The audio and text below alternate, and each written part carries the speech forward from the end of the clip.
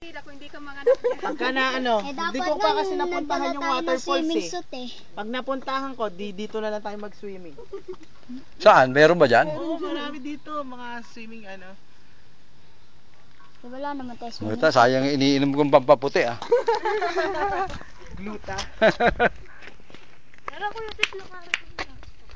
Hindi, mamaya doon tayo tatambay sa yung tinambayan namin kahapon. Ano, lupa lang yung binibenta rito? Oh, dito, puro lupa lang. Doon sa kabila. Eh, magkano yung gilid nito? Yan pa-slide na yan. Malaki-laki yan ah. Ito. Siguro mga 500 square meters. Ay, malaglag ka dyan. Gumulong ka dyan ako. Dito maganda dito. Eh, pag nakuha mo to, siguro maglalaro lang to ng 4 million pag ganun. 500 square meter. Hmm. Dito part ng ano, Mount Arayat. Malamig na kang Ano Ganda eh, rin, ah. tirik na tirik pa yung araw kahit naman sa Baguio pag ganyan ka tirik araw, mararamdaman. Pero yun nga lang, hindi siya masakit. Makagaya dun sa pag nasa baba ka, masakit sa balat. Ang lamig siguro dito sa umaga, no?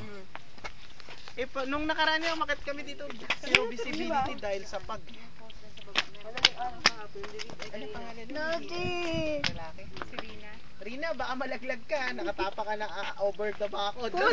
Rina, doon ka lang sa matigas tungtong. Baka hindi tayo makauwi ng buo. Sasaluhin ka na namin sa baba.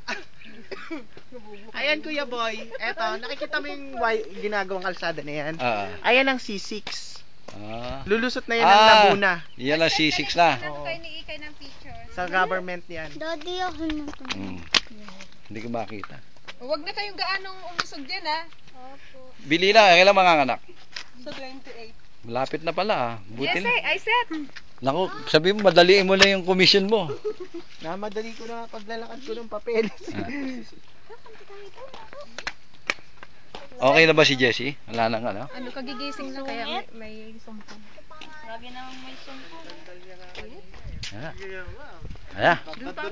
Halika na. Punta na tayo ng ano, mall. Saan ba mall dito? Ay, hindi pa gawa.